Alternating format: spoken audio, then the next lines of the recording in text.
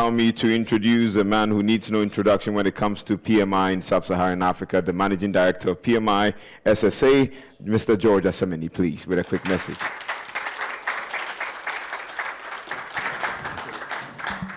Thank you very much. All right. Good afternoon, everyone. How's everyone doing? Good. I think so far it's been a great conference so far. I've really enjoyed all the speakers. Very random question. Can anyone give me your opinion on the difference between African football in the 80s and African football now? Yes. Or maybe up to early 90s. Moses, please. So in the 80s, they played for passion, they played for money. That's a good one. That's a very, very good one. Anybody else?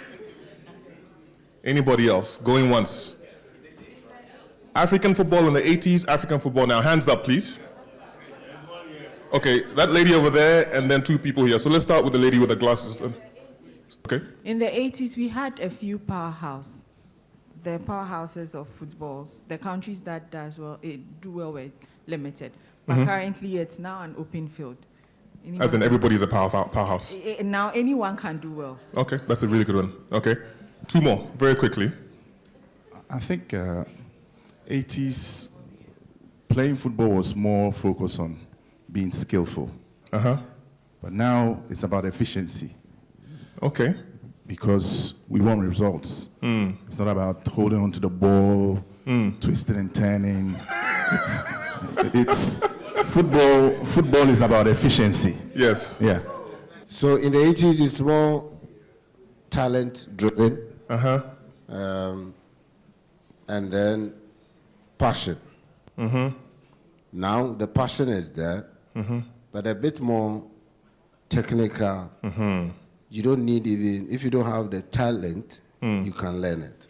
Yes. Yes. Thank you. So I don't have the answer, but for me, that's pretty much how I look at project management capability around the world.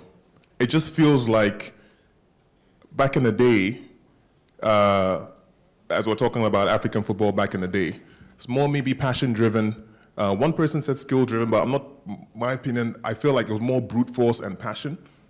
Whereas now, as we said, people are looking for efficiency, people are looking for tactics, people are looking for, that's how I sort of compare those companies or countries who adopt project management versus those who don't. So for example, there's some companies who just say, anybody go and run this project, passion, brute force. Whereas there's some companies that say, look, we need the skill, we need the efficiency, we need people who actually are certified, et cetera, et cetera. Very crude analogy, but for me, that's the lens through which I look at, so like project management capability around the world. So by way of introduction, I'm George ASAMANI, Managing Director for PMI in Sub-Saharan Africa. And I'd just really like to say a huge thanks to Frank and his team. So Frank is not in the room right now, but Frank's team is here. Oh, Frank, you're at the back. I just want to say thank you to Frank and really appreciate my, or rather give my appreciation for everything that the chapter is doing. You know, how many volunteers are there in the room, just very quickly, by a show of hands? Volunteers. Okay. So I also want to acknowledge volunteers because it's a lot of work. You know, volunteers sacrifice their time for free, all in the aid of helping the profession, all in the aid, in the age of trying to impact Ghana. I've been giving a shorter time to speak than I was going to speak, so I'm just trying to rush through my notes. But I just want to say really two things. Number one is definitely my appreciation and encouragement for Frank's team and all the volunteers in PMI Ghana who make it what it is. These are people who, skilled professionals who are just doing this out of their own passion and out of their own interest for making Ghana a better place. So our community, in other words, the professional project managers around the world and the chapters, so the 310 chapters all around the world, is the center, the community is the center of what we do at PMI. Why am I saying this? Why am I bringing it up? It's the context. And what is the context? The context is when you look around the world, this comes back to my initial point about project management capabilities. When you look around the world, it may be an obvious statement, but those countries that have the stronger economies are also those countries that have the most qualified or the most certified project managers. Is it causation? Is it correlation? Is it both? For more specific context, so in Africa, in the last 12 months, we've had 3,700 more PMPs, right? So we've had 3,700 people certify or qualify in the last 12 months. In North America, that number is 30,000. In China, that's 100,000. Exactly. So what is it? Is it in the last 12 months, right? So is it that we think we don't need to certify as Africa? Or is it that we don't appreciate the value of certification? Is it that we don't think it's necessary? But if we don't think it's necessary, so why are the stronger economies themselves doing it? So what are they seeing that we are not? Or why are they doing it and we're not doing it? How are they getting the results they're getting?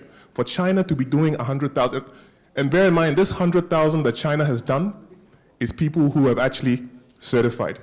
I know for a fact that in the last 3 months, in fact, 2 months ago, in one day, 90,000 people trained in China in one day. A month later, another 40,000 people. So that's just the training. Very soon the certification will be coming through. So there's a very different scale that people are operating on to get the execution that they want to get.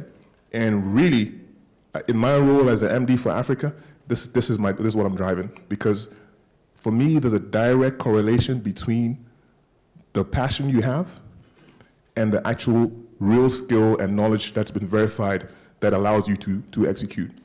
So I know across the continent we have a lot of passion, but I'm trying to add, together with my team, and thankfully most people here speak the same language, but together with my team, we're trying to ensure that there's more certification in the region, because certification has a direct impact on the quality of projects and the ability of projects to be completed, which also has a direct impact on our economies. So that's what I'm looking at. And I kind of see project management as project management is to our economies what production is to industrialization, so or the type of production used. So the better your production in industrialization, the more you're able to industrialize.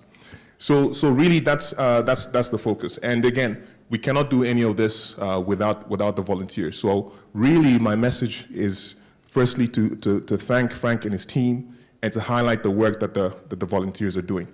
So what's all this volunteer stuff? How did it come about? I think Lee touched on it a little bit earlier, but PMI was founded by volunteers. It's a group of passionate individuals who see the need to improve how work is done, and they want to formalize and codify and measure the process of getting things done well. Our first PMI office was, our first quote-unquote office was actually in a volunteers' dining room table. And within 5 years of that, the first volunteer-run chapter was opened in Houston in 1974. More than 50 years later, that same spirit of the professionals wanting to get things done, that same spirit lives on. And now we have over 300 chapters around the world, including the PMI Ghana chapter here. And so thanks to the thousands of volunteers who contribute their time and their effort and their expertise, we're actually able as PMI to thrive and achieve some of the objectives that we want to achieve.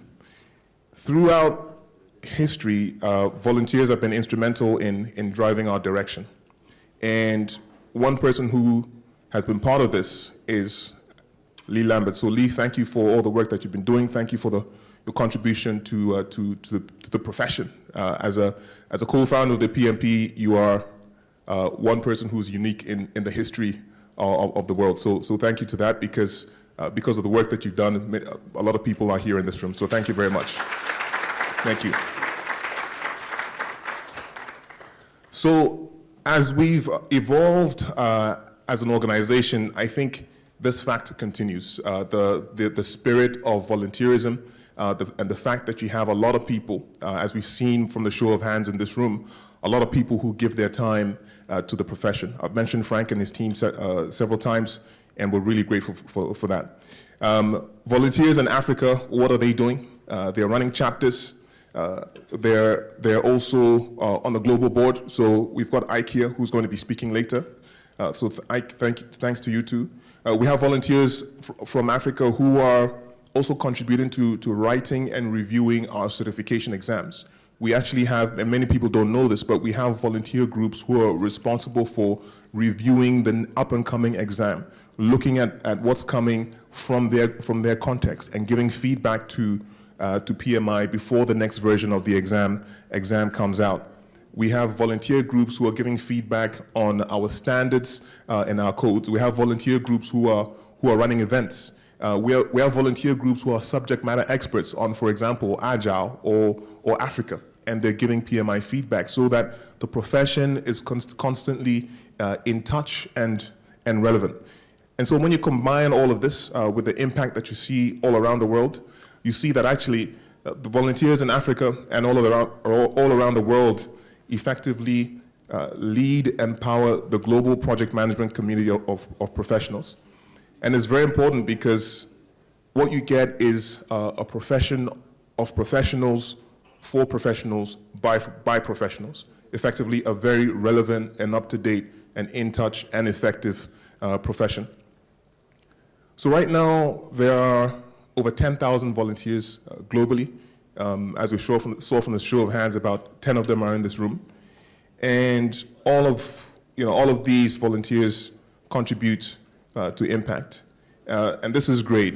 But also, just to put in perspective, this is actually 2% of the entire PMI membership.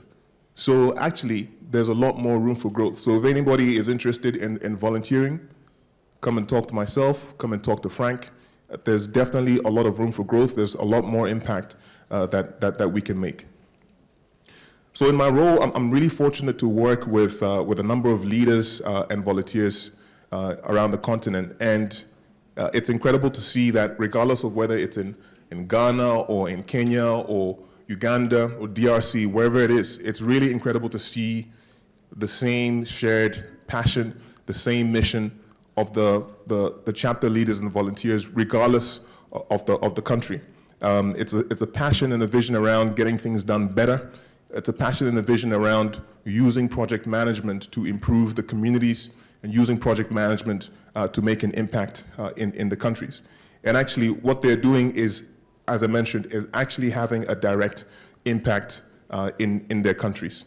And really, PMI Africa is just trying to amplify what our chapter presidents and our volunteers are doing. We're trying to provide the framework, trying to provide the resources, trying to provide the channels so that all the work that the chapters are doing comes to fruition. I'll just talk a little bit about the vision of PMI Africa. So we have 3 stakeholder groups. First is government, second is corporates, and then third is education and academic institutions. In terms of our work with government, what is it about? It's about making sure that there's internal capacity building and external capacity building. In other words, we want to make sure that government has the capability to execute on its vision in the best way possible by training its own staff and then also enabling the general public to have the right skills in the right place. Just by way of example, I'll use South Africa. South Africa, the Ministry of Infrastructure and Public Works in South Africa, they have a regulator as part of the ministry who mandates that anybody who's running projects with them has to be registered through this body, and that registration process is based on PMI's PMBOK guide. Just in the last few months, with the release of PMI's new construction certification, that same regulator has also not yet mandated, but provided an avenue for people who are running projects in South Africa with the government to actually train on PMI's new construction certification.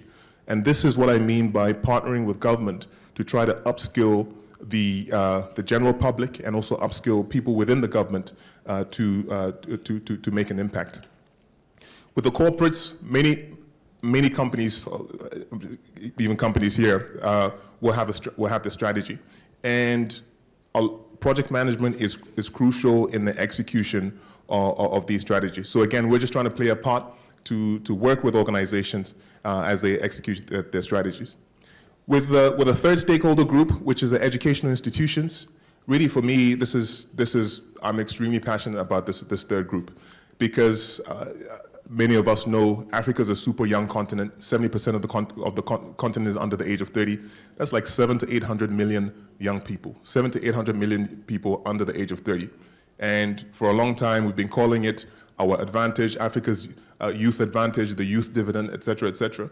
But it's only really an advantage if that many people have the right skills. If that many people do not have the right skills, it's a recipe for disaster. That's why you have people risking their lives across the Mediterranean. That's why you have unrest. That's why you have agitation. And so we, as PMI Africa, we're trying to introduce, we are introducing the skill of project management to this group of people through universities, through youth-serving not-for-profits, because project management is about getting things done, right? So if we can provide this skill to help people get jobs, or provide this skill for people to use in entrepreneurship, then we're playing our own small part together with some of the other youth organizations out there. So essentially, as PMI Africa, these are the three stakeholder groups that we work on, and we're working with all these groups, as I mentioned, so that we can help to provide the skill to make an impact through project management. So I think I'm going to stop there. Just a few things to. One thing I meant to mention that I actually forgot. In Ghana, this is something that Frank and Jumake have been working on. Hopefully in the next few days, we'll be able to finalize a couple of MOU signings, one of them being, for example, with GEMPA, which means that we'll be able to have a more comprehensive and more, a better distribution and formalized relationship with when it comes to professional training, of course, also through some of the other institutions as well. So I just want to say thank you to everybody. If anyone's interested, as I mentioned, in volunteering, please do get in touch. We have volunteers from many professions rather. I'm sure many of you know Frank, so just to give examples of other chapters. So for example, the chapter in Senegal, the president there is actually the CEO of MCA, right? So that's the Millennium Challenge organization. And I'm just using that to illustrate the point that you have people from various sectors who believe in the power of project management, the power of getting things done to make an impact where they are. We've just come from Senegal, Andrew and I, where we've signed an agreement with an organization called BOSS. This is the Senegalese government's delivery unit. They're responsible for delivering all the key projects in Senegal in line with Senegal's growth strategy. And so we've partnered with them to be able to provide the support for their teams to execute these national projects. So I'm just saying this to give an example of some of the work that we're doing, to share the vision, and to encourage some of you to work with the Ghana chapter to provide the support to work with PMI Africa, so that hopefully next year I'm not going to stand here and say we did 1 or 2% of the world's certifications when we represent 17% of the world's population. So thank you very much. Ladies and gentlemen, please take a round of applause. Yes, we can take some questions. Thank you. That was quite insightful. I want to find out, so far, have you had challenges engaging the governments in Africa, in any country, and what has been the strategy of PMI to be able to engage the government and then get their buy-in for PMI? Thank you. Challenges, I don't think we've had any more challenges than any other organization trying to engage government. In terms of the strategy, it's, I guess there's two things you want to do. You want to first get in touch or reach the right stakeholders, and then you want to pitch your capability. In terms of reaching the right people in government, typically that's through networking, that's through using our network or external networks. Sometimes it works, sometimes it doesn't, and this is why it's very useful for everybody in this room and the whole profession or the community to be able to provide that support as well. When we do eventually reach the right people, most of the time the message is well received. Most of the time the ministers or the government representatives appreciate the need, and so then it becomes a conversation to tick the right boxes and go through the process of being onboarded, which sometimes takes time, sometimes it doesn't. So for example, the example I gave of the South African ministry, that conversation took literally 3 or 4 months. That's very, very quick. Whereas with other conversations, it could take a year. So it really just depends. Yeah, George, thank you. And I think we've had this conversation, but let me just ask it for the benefit of the delegates as well. What is PMI Africa team's plan towards benchmarking? I know there are some experienced organizations out there within the continent who are really built things with good project management practices within the African culture. Is there a plan to have this outside this conference, to maybe have some forms of maybe lessons learned workshops where organizations who are now starting, trying to adopt these principles can learn from, so that within the African continent, we can also leverage on the practices that are working, because we have similar, kind of issues that we can all learn from. Sure. Thank you. So right now, the benchmarking that happens is at the level of what we call the Global Executive Council. The Global Executive Council is a network of the leading organizations around the world that rely on project management and PMI to execute on their strategy. So you have companies like Google, Amazon, AstraZeneca. It's sort of like a paid membership by organizations, and every 3 months, this set of organizations meet and discuss challenges, discuss benchmarks, discuss performance, discuss what's on the horizon in terms of global project management. And there's a lot of learning that happens. There's a lot of networking and exchange of information. But very crucially, to your point, there's something called the CPIA, which is, I forgot what the acronym means, but essentially a benchmarking exercise. It's 10 years of benchmark data. And so each member organization has the benefit of comparing themselves to that benchmark data to be able to determine where they are. And once they've determined where they are, then of course they can take corrective measures, or they can sort of like share with everybody else. So that's the Global Executive Council. It's, every organization will pay a fee to be part of that council, that group. And by the way, we are, right now, Dangote is the only African organization who's part of that group. And so we are trying to get a lot more African representation in that group. So one of the ways we're doing this is just before the PMI conference in Nairobi. The conference in Nairobi is 10th to 12th.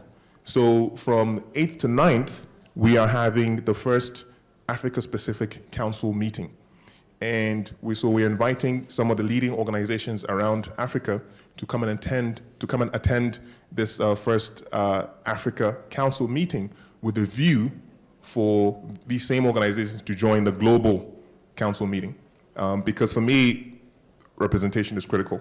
I'm trying to get a lot of our organizations to be sat around the global table. Somebody asked a question a few months ago. I was in a conference a few months ago, And the question was, actually it was a call. The question was, when are you going to send us the information that's discussed at that meeting so we know what to do? And I'm like, it's not about me sending you the information after the fact. It's about you being at the table when that conversation is being had, so that you can contribute your views, so that decisions that are being made are also include your context. So this is what we're trying to do.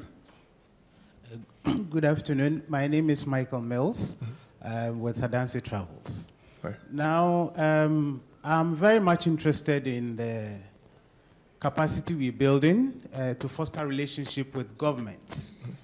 I was thinking that since most of our team are volunteering, is it possible that in country to country, we could have the team organize projects, maybe one project to generate income, to help maintain, let's say, a small team inside, maybe a research team or something that can help support the PMI chapter in that country, so that maybe you are called upon to share an idea on television or something. We've built capacity inside through maybe our own initiative, maybe one project or something per quarter to generate income inside to support them.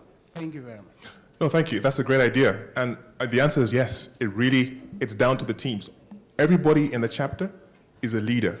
So the expectation is they will lead, right? So if they think, guys, this is what we've got to do, then do it. And you will have the support of PMI. Whether it's an innovation or a process, whatever it is, it's really, so in the case of Ghana, it's Frank's decision. If Frank decides, okay, in Ghana we want to have X, Y, Z, we want to have this idea that you came up with, then the team works together to get it done. But I think the key thing is the team coming together to work to make it happen. The challenge, it's easier said than done. The challenge is this very, very special dynamic that we have, which is volunteerism. Volunteerism itself is a completely different dynamic, right? Because you've got your day job, then you've got to use your extra hours, and you're fueled by passion, right? So that in itself is something to navigate. So can you get everybody to consistently be there when they're supposed to be there, providing the right support at the right time? That requires a whole different level of leadership, because it's not about getting the salary at the end of the month. People are doing this for a much bigger cause. So for me, that's where the challenge is, that's where the conversation is. The ideas are many. It's just how do we manage this special type of leadership around volunteerism? All right, ladies and gentlemen, Mr. George ASAMANI. Thank you. Thank you very